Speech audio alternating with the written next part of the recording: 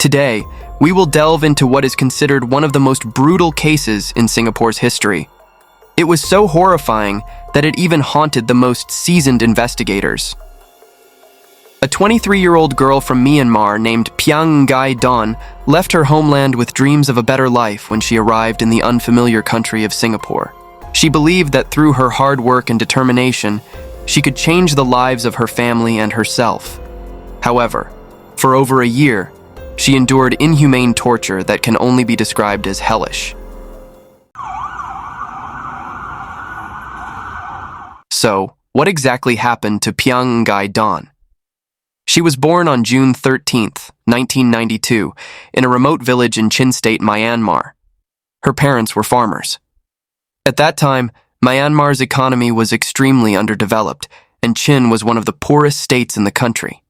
Their village was nestled deep in the mountains, about 43 miles of rugged terrain from the nearest town. Life was incredibly difficult there, to the point where even a full meal was a rare luxury for her family. This hardship was partly because Piang Ngaih Don's family was so large. Her parents had a total of 11 children, and Piang was the third eldest. Life, already tough, became even more challenging when both of her parents passed away when she was just 4 years old. The burden of the family fell heavily on the shoulders of her very young older siblings. Over the next decade, 5 of Piang's younger siblings tragically died from hunger and illness. Although she was fortunate enough to attend school, Piang had to give up her education at the age of 15 to take on the responsibility of caring for her family. With many younger siblings still in need of care, she returned home and devoted herself entirely to working.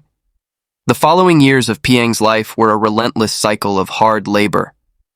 At the age of 18, she met and began a romantic relationship with a young man from her village. In 2012, although they were not married, Piang Ngaih Don became pregnant with her boyfriend's child. However, he did not want to take responsibility and fled. Despite her family's dire circumstances, Piang refused to abandon her child. The following year, she gave birth to a baby boy and started her life as a single mother. To support her child and her family, she began doing odd jobs at a nearby construction site. Hauling bricks and stones was grueling work, and the pay was low. But she had no other options. While working, Piang happened to hear about attractive job opportunities in Singapore, where the monthly income was at least 3 to 4 times what she was earning. Many women from Myanmar had already gone to Singapore to work as domestic helpers, and this sparked a glimmer of hope in Piang's mind.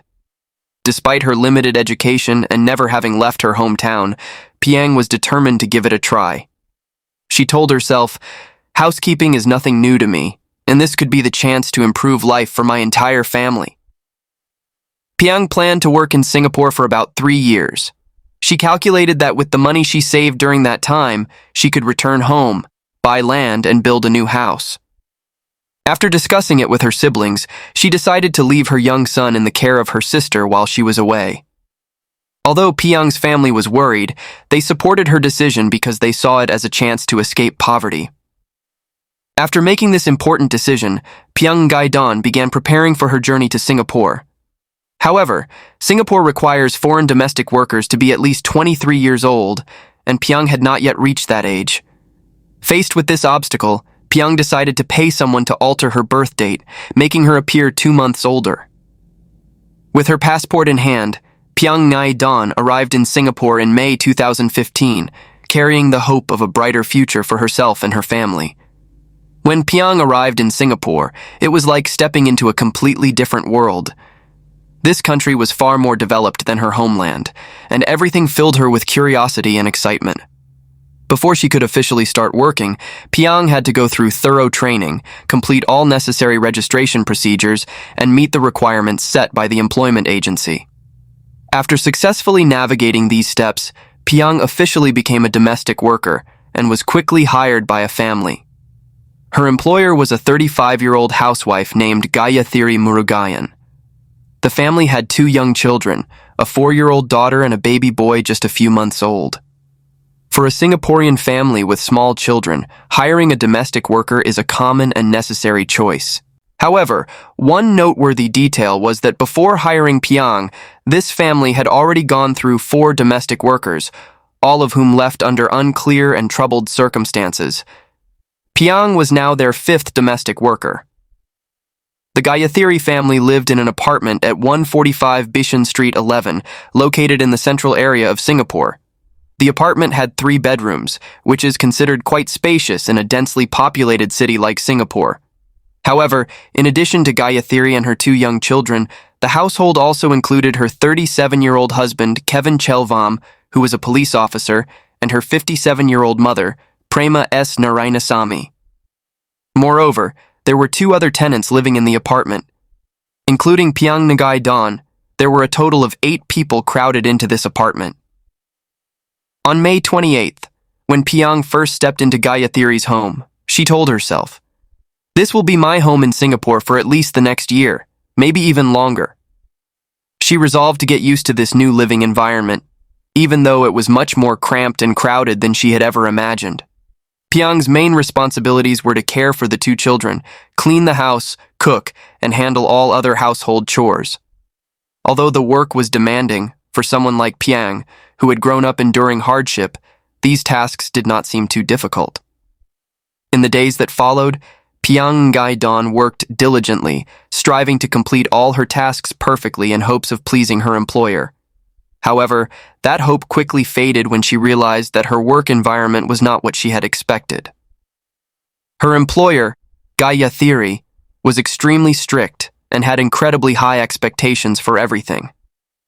She constantly complained about Piang, criticizing her for eating too much, working too slowly, and not being clean enough. Moreover, Gaiyathiri rarely showed any signs of satisfaction or even a hint of a smile. This made Piang feel a bit disheartened, but since she was there to earn money, she endured it. After all, money never comes easily. To avoid angering her employer, Piang could only work harder and try not to provoke any scolding. However, her efforts seemed to be in vain. No matter how hard Piang tried, she faced daily reprimands and criticisms. What made it worse was that not only Gaiyathiri, but also her mother, Prema, began to closely monitor Piang with strict supervision. Initially, the mother and daughter only scolded her verbally, but as time went on, their treatment became increasingly severe. They even forbade Piang from using her phone, deprived her of any rest time, including the 1 day off per week that she was supposed to receive. In this difficult situation, Piang reluctantly agreed to work overtime. Partly due to the pressure from her employers and partly in hopes of earning extra income, Piang consoled herself by thinking that if she endured and worked hard, she would soon save enough money to return home. Time passed until October, and despite Piang becoming more obedient and complying with all her employer's demands, her situation did not improve. The abuse escalated beyond verbal insults to frequent physical beatings. Even so, Piang continued to endure. Her harsh upbringing and years of hardship had conditioned her to tolerate suffering as a means of survival. However, Piang's submission only made Gaiyathiri and her mother more ruthless. They not only slapped her, pulled her hair, punched and kicked her, but also used various tools to torment her. On one occasion, they even pressed a hot iron against her arm. In addition to the physical abuse, Piang's life was strictly controlled. She was only allowed to sleep for 5 hours each night and was not permitted to rest during the day. She was given only leftover food and soaked bread to eat. Even her bathroom breaks were severely restricted. Under the relentless torment from Gaiyathiri and her mother, Piang became increasingly frail and emaciated, and her mental state began to deteriorate. During a medical checkup, a doctor noticed multiple scars on Piang's body. However, Gaiyathiri explained that Piang often worked in a hurry, causing her to fall several times, and the scars were the result of those falls. Gaiyathiri's husband, Kevin, also reported to the employment agency that their domestic worker had many issues. However, when the agency suggested replacing her, he declined. Additionally, Piang did not report her situation to the agency, so the matter eventually subsided. At 7:30 a.m. on July 26, 2016, which was the 14th month since Piang had come to work for the family, Gaiyathiri found Piang lying on the floor, not getting up to work. Angered, she and her mother shook Piang forcefully, but there was no response. They tried everything they could, but Piang remained unresponsive. At this point, they became extremely alarmed. At 9:30 a.m., Gaiyathiri called a doctor named Quan Wai Chi, stating that someone at her home was injured and urgently needed help. However, Dr. Quan said he was attending to other patients and couldn't leave immediately. He suggested calling an ambulance, but Gaiyathiri refused and insisted on waiting for Dr. Quan to arrive. It wasn't until 10:50 a.m. that Dr. Quan finally arrived. After a preliminary examination, he determined that Piang showed no signs of life and had been dead for some time. Upon hearing this, Gaiyathiri became anxious and quickly lied, saying, "That can't be true. I just saw her move a moment ago." When Dr. Quan saw the emaciated body of the domestic worker, he immediately suspected something was terribly wrong. He insisted that Gaiyathiri call the police right away and told her he would leave only after the police arrived. However, Gaiyathiri hesitated and instead called her husband to inform him of the situation and urged him to come home immediately. Sensing something amiss, Quan decided to call the police himself.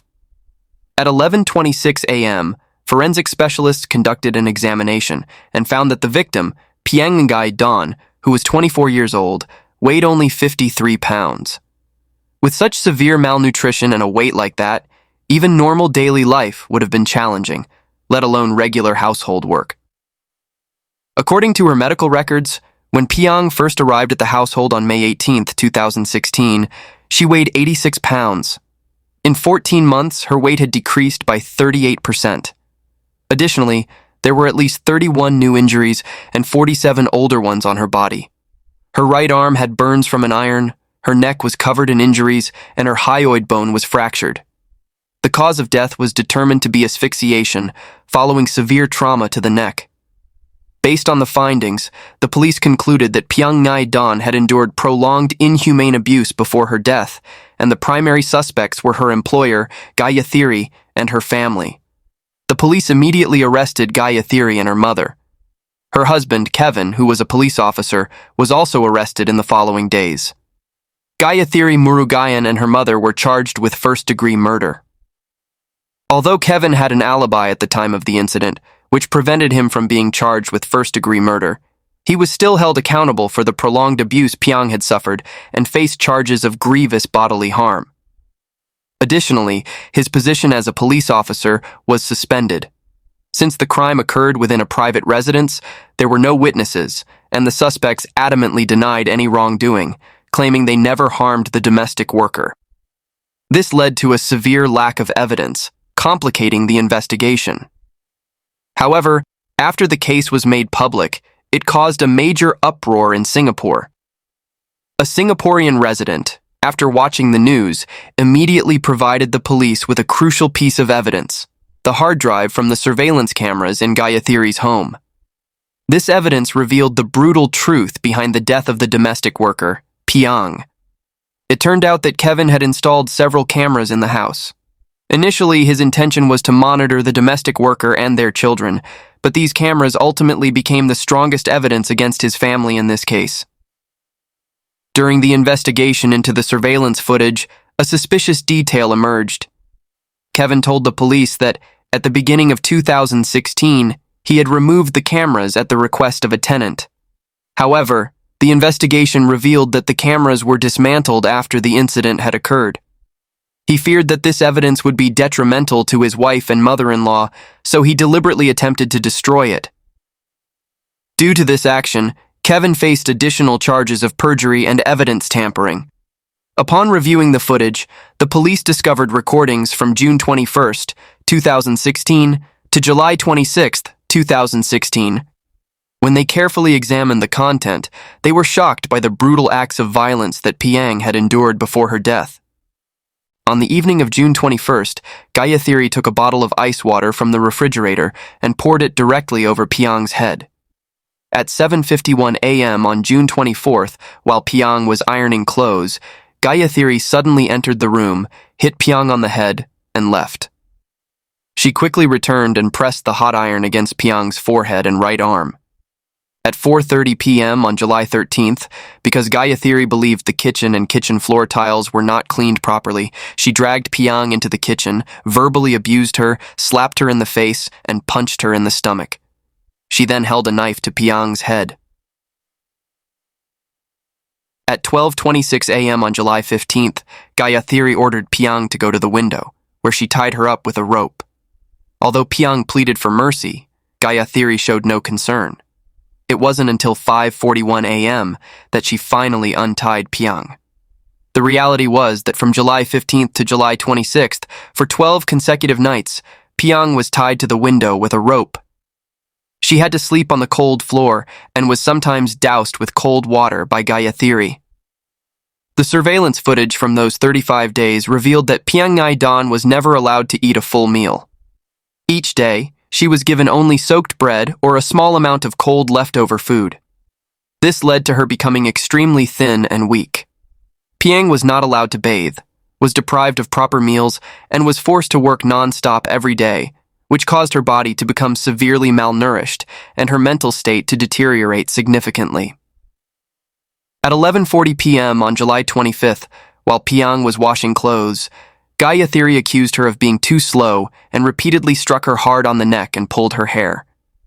The blows were so forceful that Piang staggered near the bathroom door, but Gaiyathiri didn't stop. She continued to hit Piang hard on the head, causing her to collapse to the floor. Despite her best efforts, Piang was unable to get back on her feet. However, Gaiyathiri believed that Piang was pretending to faint to avoid work, so she called her mother over, and together they used the cold water hose in the bathroom to douse Piang's head. After soaking her, they dragged her into a room, tied her hands to the window, kicked her in the stomach, and forced her to sleep on the floor in wet clothes. By this time, Piang was extremely weak. She managed to say, "Please, let me have something to eat. I'm so hungry." But this simple request was ignored by Gaiyathiri and her mother. At 12:11 a.m. on July 26th, Gaiyathiri suddenly approached Piang Ngaih Don, kicked her hard in the stomach, and reminded her not to oversleep. At 4:57 a.m., Gaiyathiri got up again. When she couldn't wake Piang, she flew into a rage. She not only punched and kicked her, but also repeatedly stomped on Piang's head and neck, pulled her hair back violently, and assaulted her neck. The forensic experts concluded that Piang's hyoid bone likely fractured during this final assault, and it was at this point that she died from asphyxiation. After this beating, Piang no longer responded. It was only then that Gaiyathiri and her mother realized something was seriously wrong. However, instead of trying to save her, they continued to douse Piang with cold water. When she still didn't wake up, they simply went back to sleep. That morning, Kevin also saw Piang lying on the floor. But perhaps because he had become accustomed to such scenes, he paid little attention and left for work. After thoroughly reviewing the surveillance footage, the police compiled 115 charges against Gaiyathiri. Most of these were related to abuse and causing bodily harm. However, the prosecutor decided to pursue only 28 of these charges, while the remaining 87 would be considered during sentencing. In theory, with such clear evidence, the trial should have been straightforward and swift. A conviction seemed only a matter of time and adhering to the law. However, contrary to expectations, the trial became unexpectedly complicated and prolonged. While awaiting trial, both Gaiyathiri and her mother claimed that they were suffering from severe mental illnesses. In response to these claims, the prosecutor immediately called in specialists to evaluate them. This evaluation process took 4 years and was only completed in April 2020. The final conclusion was that both individuals indeed had mental disorders. Gaiyathiri was diagnosed with 2 conditions. First, obsessive-compulsive personality disorder, OCPD, characterized by excessive concern with order, strictness, and perfectionism, setting high standards for oneself and others. Second, postpartum depression, with symptoms including prolonged depressed moods, manifesting as sadness, fatigue, tearfulness, and frequent crying.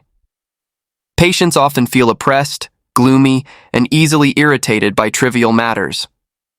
The psychiatrist concluded that these two disorders contributed to Gaiyathiri's extreme irritability and anger, ultimately leading to the death of Piang Ngaih Don. Due to her mental illness, her charge of murder was reduced to first-degree manslaughter, and she avoided the death penalty. The maximum sentence could be life imprisonment with caning, but since she is a woman, she will be exempt from caning. On February 23, 2021, the trial of Gaiyathiri officially began at the Supreme Court of Singapore. Given the substantial evidence against her and realizing that she couldn't escape conviction, she pled guilty to 1 count of manslaughter and 27 charges related to abuse.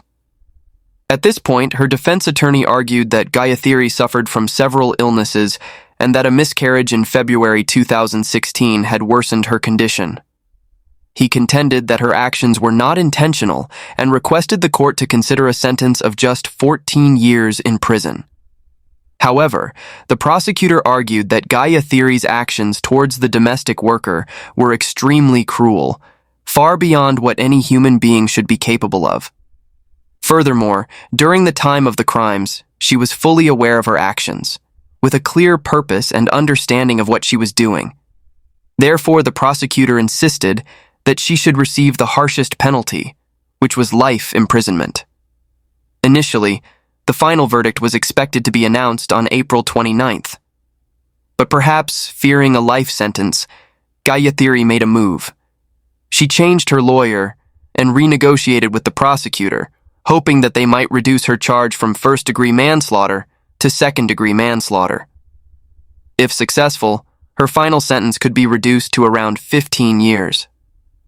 On June 22nd, the trial resumed. Gaiyathiri's new lawyer directly requested a sentence of 8 to 9 years in prison, arguing that the domestic worker, Piang Ngaih Don, had contributed to worsening Gaiyathiri's mental condition. He also mentioned that the 4 previous domestic workers had not been abused.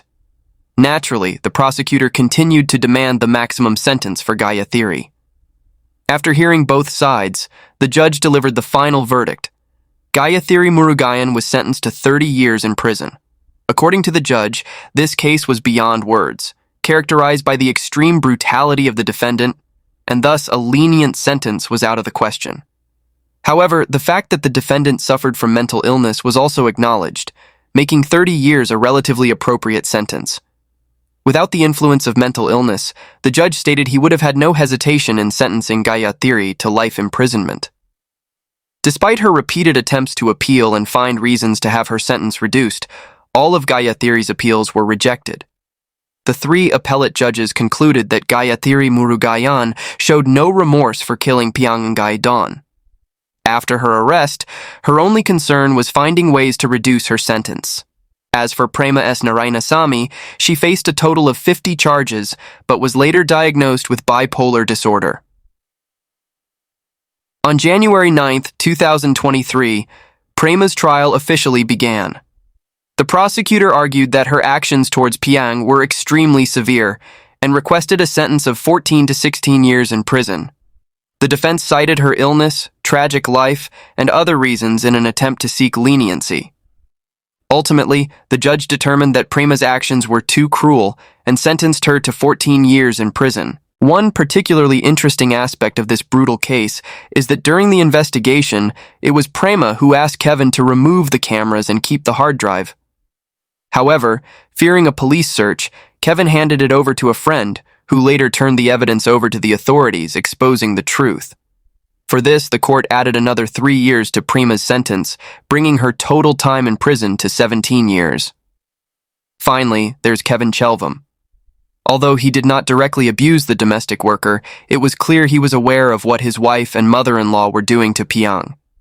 He was sometimes present when Piang was being beaten, but never intervened. According to Gaiyathiri's testimony, Kevin also hit Piang, though this did not match Prema's account.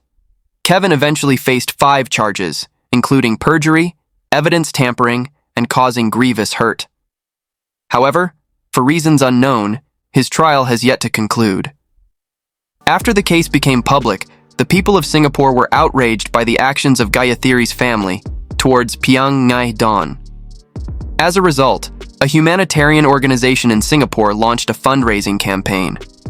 In just 6 days, they raised over 200,000 Singapore dollars. The entire amount was donated to Piang's family. When Piang's family learned of her death, they were devastated.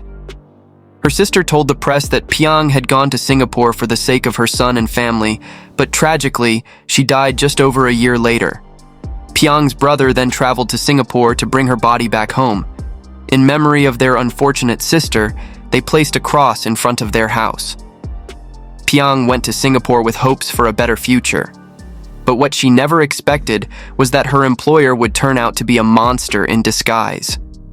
Her obedience and endurance only emboldened them, leading to her losing her precious life in the end. And that's the story for today. What are your thoughts on this story? Please share your feelings in the comments below. Thank you for watching, and see you in the next video.